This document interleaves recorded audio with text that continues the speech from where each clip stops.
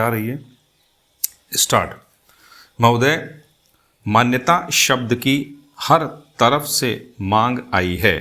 मानो कि मान्यता देने भर से ही वे बहुत सी कठिनाइयाँ हल हो जाएंगी जो बांग्लादेश के लोगों के सामने हैं, हमारे देश के सामने हैं और विशेषकर हमारे सीमांत राज्यों अर्थात पश्चिम बंगाल, असम, त्रिपुरा और मेघालय के समक्ष हैं। स्टॉप।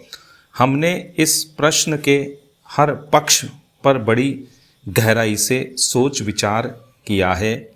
जैसा कि मेरे साथी ने बताया है, इसकी हम निरंतर समीक्षा करते रहते हैं। हम इसकी प्रतीक्षा नहीं करते कि दूसरे देश इस विषय में क्या करते हैं। इस बारे में या अन्य मामलों के बारे में हम जो कुछ भी निर्णय करेंगे वह स्थिति के हमारे अपने ही स्वतंत्र मूल्यांकन के अनुसार और इस बात को ध्यान में रखकर होगा कि हमारे हित व्यापक अर्थ में किस तरह पूरे होते हैं।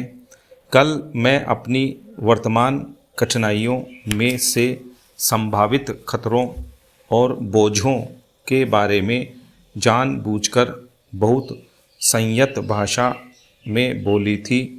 वह इस कारण नहीं कि मैं बोझों या खतरों से आज या कभी डरी हूँ, बल्कि इस कारण कि मैं चाहती हूँ कि माननीय सदस्य इन सब विषयों पर गहराई से विचार करें। खतरों का तभी सामना किया जा सकता है जब आदमी इसके लिए तैयार हो।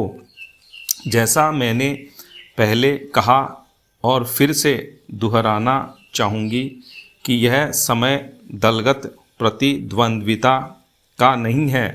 हम सबको मिलकर एक साथ खड़े रहना चाहिए और हमारे सामने जो अधिक काम है उनमें एक दूसरे की सहायता करनी चाहिए।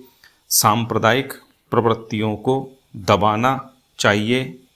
मेरे विचार में सब पार्टियों को सहायता करनी चाहिए कि बांग्लादेश और शरणार्थियों का प्रश्न सांप्रदायिक स्तर तक न गिरने पाए, बल्कि अपने सही स्तर पर ही बना रहे जो राष्ट्रीय और अंतर्राष्ट्रीय स्तर है।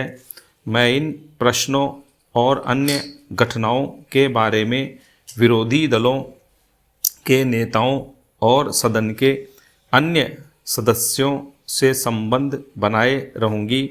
मैं अपनी तरफ से सदस्यों को इस विषय पर अपनी बात मुझसे आकर कहने और उनके पास जो कोई जानकारी हो उसे बताने की पूरी छूट देती हूँ।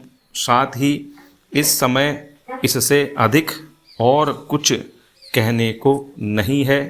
मैं बस इतना ही कहना चाहूँगी कि हम निराश न हों।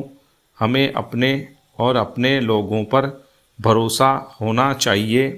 हमें बांग्लादेश की वीर जनता और अपने अधिकारों के लिए लड़ने के संकल्प पर भरोसा होना चाहिए। स्टॉप।